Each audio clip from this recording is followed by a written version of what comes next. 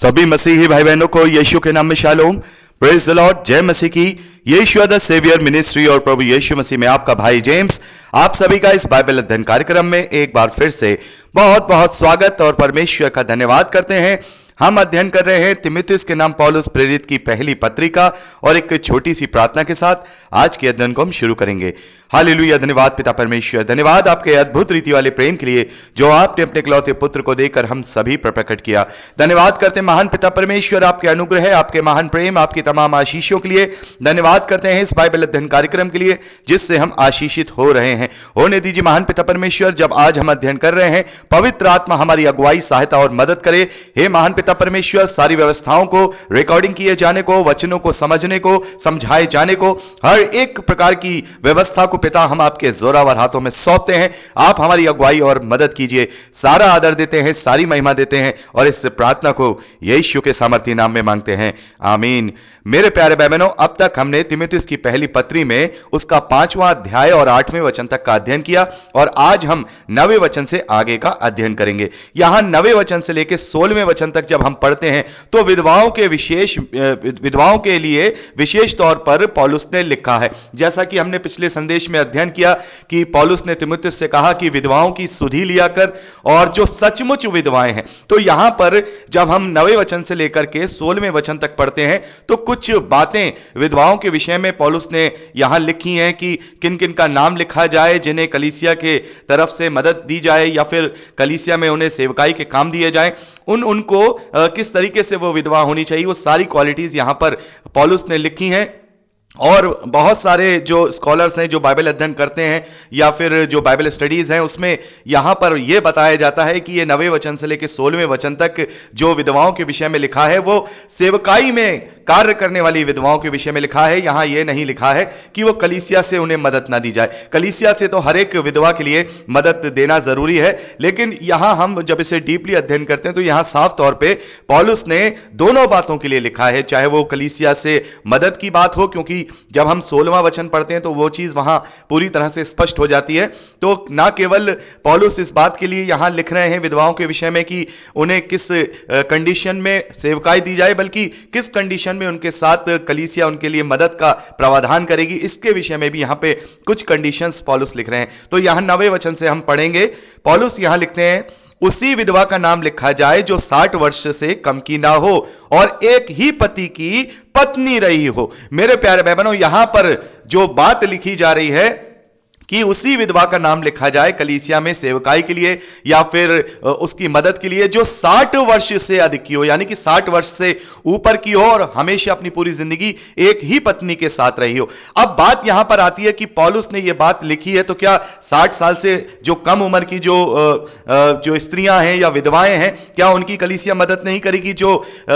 जिनका कोई आश्रित नहीं है, वो बिल्कुल अकेली हैं, उनको कोई संभालने वाला नहीं है? नहीं, पौलुस का कहने का तात्पर्य यहां पर यह नहीं है। जो विधवाएं ऐसी हैं जो बिल्कुल ही जिसे कहेंगे सुनाम है और जिन्होंने शादी करना नहीं चाहिए है और जो शादी नहीं करना चाहती हैं, पूरी रीति से वो परमेश्वर की सेवकाई में रहना चाहती हैं और वो संयमी हैं और उनका कोई आश्रित नहीं है, उनका कोई, यानी वो किसी के आश्रित नहीं है, उनका कोई भी पालन पोषण करने वाला, देखभाल करने वाला नहीं है। तो वो सभी विधवाओं पे ये जो कलीसिया के द्वारा मदद है वो हर एक विधवा पर जो है पूरी होती है, क्योंकि हमने 3रे वचन में ही पढ़ा था 5वें अध्याय में उन विधवाओं का जो सचमुच विधवा है आदर किया कर। तो यानी कि उम्र से कोई फर्क नहीं पड़ता, लेकिन उम्र की बात यहां पे पौलुस ने क्यों लिखी है? पौलुस ने आगे के वचनों में इस बात को क्लियर किया है।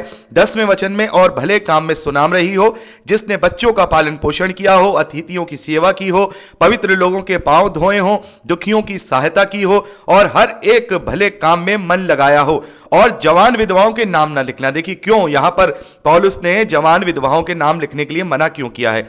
जवान विधवाओं के नाम ना लिखना क्योंकि जब वे मसीह का विरोध करके सुख विलास में पड़ जाती हैं तो विवाह करना चाहती हैं और दोषी ठहरती हैं, क्योंकि उन्होंने अपने पहले विश्वास को छोड़ दिया है।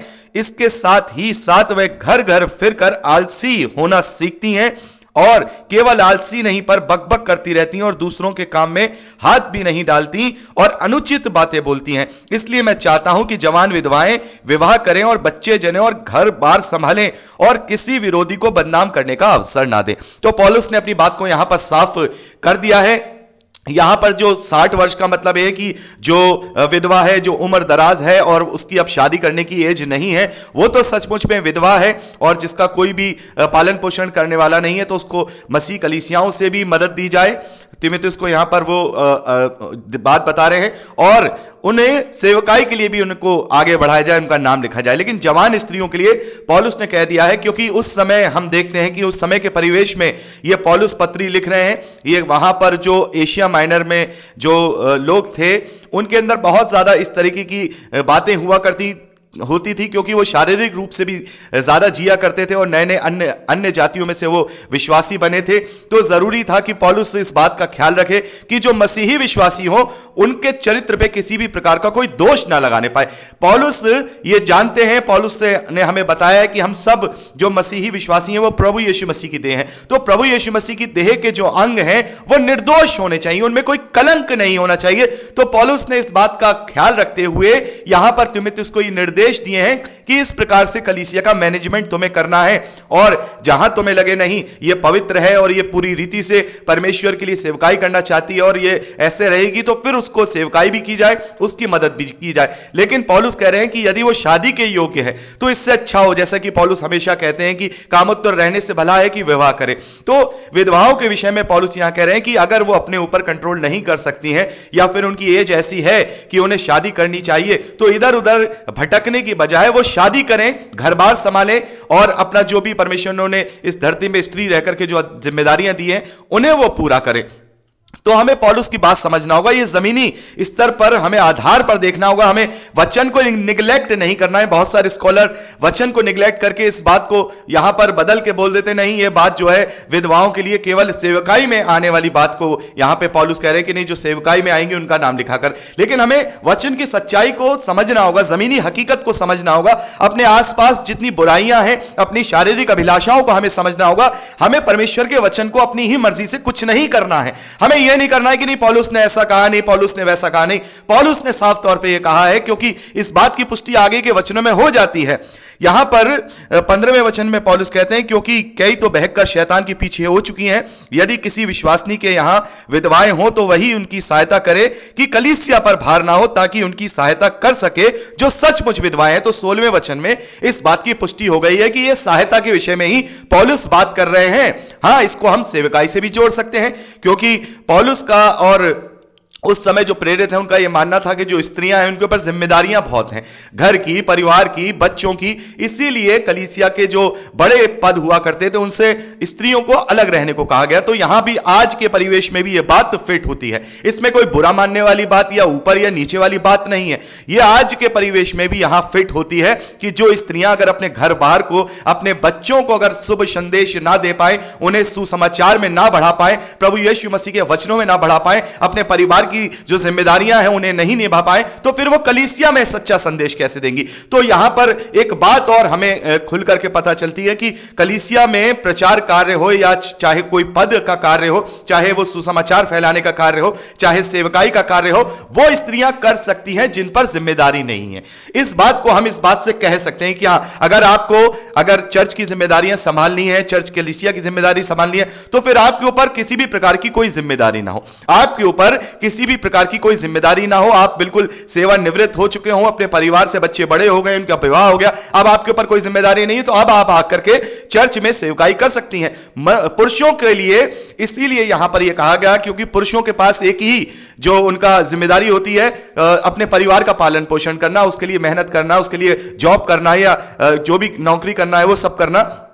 तो पुरुष तो बाहर जाएगा, तो पुरुष तो करेगा ही, और जो सेवकाई करेगा उसको उसकी मजदूरी का फल भी मिलेगा। यानी कि अभी हम आगे पढ़ेंगे कि वो अपने परिवार का पालन पोषण वचन के द्वारा ही करवा पाएगा। तो अपनी अपनी जिम्मेदारियां पूरी हो रही हैं, वो परिवार की भी जिम्मेदारी वहां पूरी कर दे रहा है वो सेवक जो पुरुष है, और वो परमेश्वर के कार्य की जो उसके पद को जो उसे मिला गया उसके कार्य को भी वो पूरा कर पा रहा है। तो किसी के साथ भी अन्याय नहीं करता, अपने काम के साथ भी नहीं और परिवार के साथ भी नहीं। लेकिन स्त्रियों के साथ यह बात हो जाती है क्योंकि परमेश्वर ने उन्हें इसीलिए इस धरती पर जो कार्य दिए हैं कि अपने परिवार को संभाले, मातृत्व का उन्हें एक धन्य भाग दिया है कि वो मां के रूप में इस धरती पर धन्य है। और अभी हमने देखा कि वो इस तरीके से उसे इतना बड़ा एक परमेश्वर ने उपमा दी है कि उसे मां कहा जाता है, मां से बढ़कर और कोई उपमा इस धरती पर नहीं होती। तो वो अपनी जिम्मेदारियां, वो सारी चीजें वो अच्छे से वहां पर निभा पाए, और अगर उनसे सेवानिवृत्त हुए और वो चाहे विधवा हो चाहे वो विधवा ना भी हो, तो अगर जिम्मेदारी किसी स्त्री पर नहीं है तो वो कलीसिया के कार्यों को भी कर सकती हैं,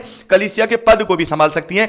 बात यह पड़ती है कि हम जो भी कर रहे हैं उससे किसी पर अन्याय ना हो। यदि हम सेवकाई के कार्य कर रहे हैं और हमारा परिवार है, और अगर हम परिवार का पालन पोषण नहीं कर पा रहे हैं तो वो भी हम कहीं ना कहीं अन्याय कर रहे हैं। तो हर एक चीज को हमें देखभाल करके करनी होगी, सभी जिम्मेदारियों को हमें निभाना है। अभी हमने इसी 5वें अध्याय में पढ़ा कि जो अपनों की और अपने घराने की चिंता ना करे वह विश्वास से मुकर गया है और अविश्वासियों से भी बुरा बन गया है। और इसी बात की कंटिन्यूटी में देखिए 17वें वचन में पौलुस लिख रहे हैं, जो प्राचीन अच्छा प्रबंध करते हैं, विशेष करके जो वचन सुनाने और सिखाने में परिश्रम करते हैं, वह दो गुने आदर की योग्य समझे जाएं। तो यहां पर जो प्राचीन, यानी कि जो प्राचीन का मतलब जो चर्च के लीडर हैं या चर्च के अगुए हैं या हम कहें पास्टर हैं या बिशप हैं, जो लोग अच्छा प्रबंध करते हैं, सारी अच्छा वचन सुनाते हैं, वचन सिखाने में परिश्रम करते हैं, कलीसिया को बांधे रखते हैं, ऐसे जो प्रचारक हैं, ऐसे जो प्राचीन हैं, ऐसे जो पास्टर हैं, वो दो गुने आदर के योग्य समझे जाएं।